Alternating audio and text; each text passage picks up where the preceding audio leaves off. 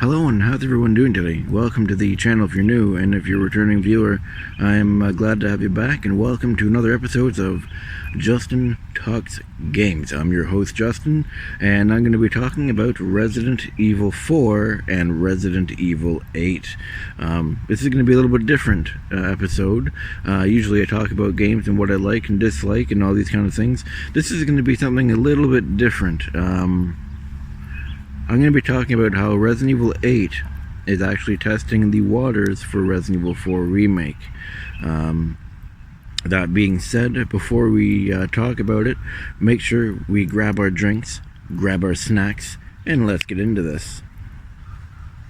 Alrighty, so Resident Evil 4 and Resident Evil 8, there's lots and lots of things that are super duper similar and very familiar. Whether that's a good thing or a bad thing, I leave it up to you guys to decide. But let's start with the gameplay. So it's obviously in first person, of course. It's a lot more action than probably Resident Evil 7. I know it's going to be a lot more action.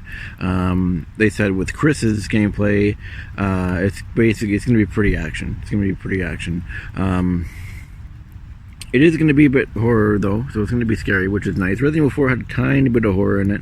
I know a lot of people said Resident Evil 4 is scary, and I was like, Resident Evil 4 is not scary. I mean, there's some elements that make you jump and make you go, oh shit, you didn't expect it, but the game's not scary. I mean, in my opinion, at least anyway. So it's in first person. I mean, that's obviously different from Resident Evil 4. But just little things like the treasures. The treasures is something. So you collect treasures in Resident Evil 4. There's these things called spinels or spinels. I'm not exactly sure how to pronounce that. They're basically little gem fragment things that are hidden around the world, and you get to collect them and shoot them off of like roofs or in caves or whatever. Like, they're just, they're your generic, generalized gem. Like, they're the most common one. In Resident Evil 8, the most common one would be a gem fragment. That's what it's called. And you can find these on walls, on roofs, on anywhere, stuff like that. When I played the Resident Evil 8 demo, I found one in like the church area house. I think it was, maybe. I think. But same thing with Resident Evil 4. Like, you find them all over the place, and yeah. So you got like you got your gems and stuff like that. Let's get into the merchant. So you have your merchant. He's a little different than our friend in Resident Evil 4, but he's still pretty similar. You upgrade your weapons and you buy, upgrade parts and all that. Same thing like you did. Well, in Resident Evil 4, the upgrade parts you bought, I think, was a stock for the Red 9 and the TMP and the scopes for the rifles, and I think that was about it. You can do the same thing, I believe, in this game, in Resident Evil 8, except you have to buy weapon plans and stuff, so it's a bit more fleshed out, which is pretty interesting, but more or less it's the same thing. The merchant sorry about that. The merchant also makes a reference to the Resident Evil 4 merchant, which makes me think there may be a merchant guild. Because he makes reference to him. He goes, after you buy something from him, or you click on him, or you get out of his inventory, like to buy things, he makes a reference to the guy from Resident Evil 4. Like I said, he goes, what are you buying? Never mind. Just something an old friend used to say. So that's a direct reference to Resident Evil 4, obviously. So you got that. You have the gems and the treasures and stuff as well. Enemies also drop high valued treasures as well, kind of like in Resident Evil 4. Like, some enemies would drop like what do you call it? Like, I think it was like necklaces or something. No, you shot the necklaces off the thing. Anyway, they drop treasures. Kind of the same thing. I mean, some enemies drop treasures in Resident Evil 4. So that happens.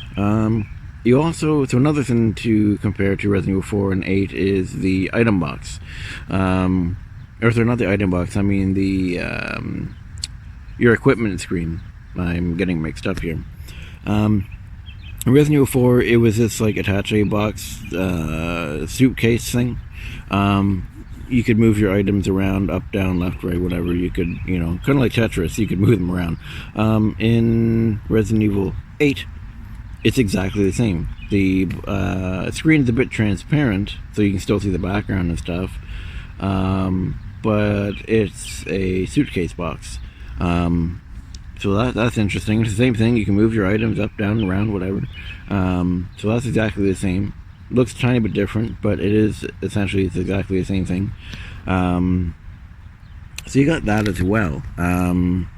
You also have them bringing back the Mercenaries. Now that's really cool, but it's also another thing for Resident Evil 4.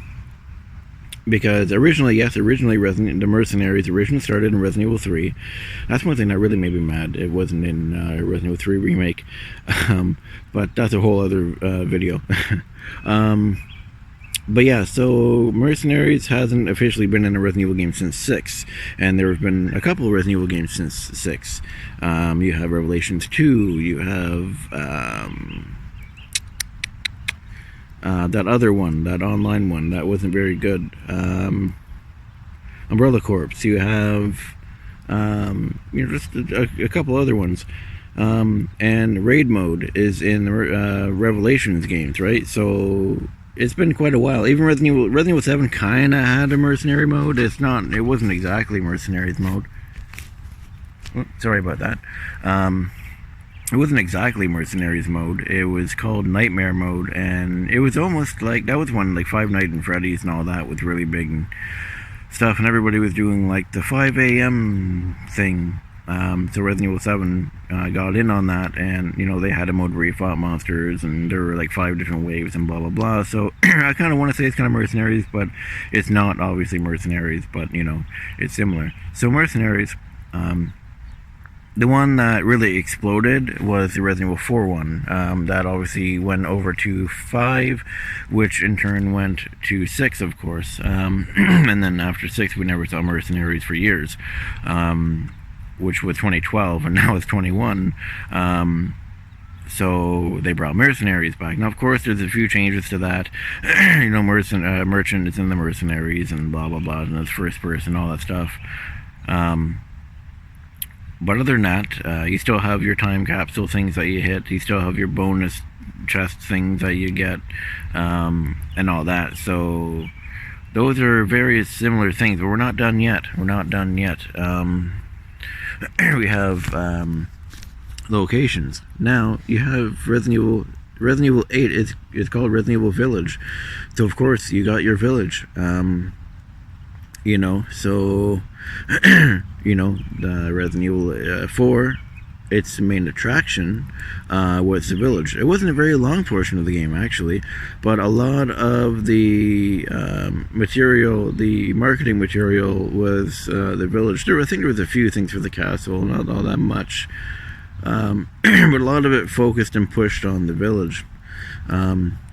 Resident Evil 4, which is, again, that's what they're doing for Village, Resident Evil 8. I mean, yeah, they've talked a lot about the castle. Actually, they haven't really talked a lot about the castle, more so gameplay about the castle, but the game is really focused and marketed for the village, of course, right? And that's another very big similarity. There's lots and lots of similarities. You have the castle portion of the game. Again, Resident Evil 4 had a castle portion, which had puzzles and traps and all that kind of stuff. Playing the demo of the castle, there's treasures in the castle like there was in Resident Evil 4. You got your puzzles. Obviously, unfortunately, we couldn't really do any of them. I think we only did one, and that was to open a door. But as you can see, when you walk in the main gate or main door thing to come into the main hall, those things rise up the busts, and you know, they're like face puzzles. So you have your puzzles. That's another thing. So you got that as well. So you got your village, you got your castle, you got all mercenaries, you got your treasures, you have the merchant. What else do we have? So this wasn't a trailer. So this isn't a spoiler or anything, but this wasn't a trailer. So there is a water boss. Now I'm assuming it's probably the leader of House Moreau. I think that's how you pronounce it. I'm not sure. In one of the trailers, it shows Angie talking, and you know, the master of House Moreau, again, if I'm pronouncing that right, is hunched over and looks like it has gills on his throat and stuff like that. So whatever virus he took messed him up that way. But anyway, so in the trailer, it shows Ethan, or Chris, because he also plays Chris in Resident Evil 8. So either Chris or Ethan is going to be fighting a giant water boss monster in a lake in a wooden boat. What does that remind you of? Resident Evil 4 had a giant salamander that you fought in a lake on a wooden boat. Can you see the similarities here? There are so many. Oh my god. I've been wanting to make this video actually for quite a while. There's so many things that it feels like Resident Evil 4, and like it's weird, and like, I don't want to say it feels bad, but it doesn't feel good at the same time. Like, I'm kind of on the fence, but I mean, it's interesting, because I know that they are doing Resident Evil 4. They haven't officially said that they were doing Resident Evil 4 Remake, but they are doing Resident Evil 4 Remake. And you can tell that they're going to be... I have a feeling that they're making 4 side by side with 8. Obviously 8 is going to be coming out first, of course, because it comes out on the Friday, so not too long from now. And I think Resident Evil 4 Remake comes out in 2024, so about 3 years or so from now. That's when it's slated. That's what the rumors all said, and the leaks and stuff come out and said that. But yeah, but there's so many things. There's also Carl Heisenberg's factory. Who knows what he's making there? We don't know. But I want to assume that that's going to be a highly action area. I can't see that being like a scary area. It's a factory. So I can see that being an action area, so they're probably going to use that area to test the waters for the island for 4 Remake. I was really hoping, now I know this is going to sound very hypocritical, but I was really hoping that they were going to kind of chop the island out, or at least cut it down. Even the castle, I hope they chop the castle down a bit in the remake of Resident Evil 4. Resident Evil 4 was very long. There was lots of filler. Like, there's lots of go here, go there, do this, do that, which is, you know, but a lot of those hallways are super long. They're longer than they need to be, and there's a lot of the places that are just kind of like blah, you know. I heard that the team who's making Resident Evil 4 Remake is going to be taking creative liberties, or Capcom told them to take creative liberties or something like that. So it's not going to be a one-for-one remake. It's not going to be that. I know a lot of people are going to be super mad about that. I'm kind of interested. I'm actually kind of happy about that, because I didn't really like 4. 4 kind of pretended that the other games didn't exist. Now, of course, in the beginning, they explained everything. They explained everything from... They didn't even touch on 0, which was really weird. But they explained 1... Yeah, from Resident Evil 1 all the way to Resident Evil 3. They didn't touch on Veronica. They didn't touch on 0, which was really weird. And then they basically said, well, the stock prices went down and Umbrella went bye-bye forever. I didn't like that. I didn't like how it was pretty much like, oh, Umbrella's gone now. and then the rest of the game didn't have any ties to the end of the games. I mean, of course, it's a different area. It's Europe. It's a, you know, I mean, a lot of the stuff that happened wasn't in the United States.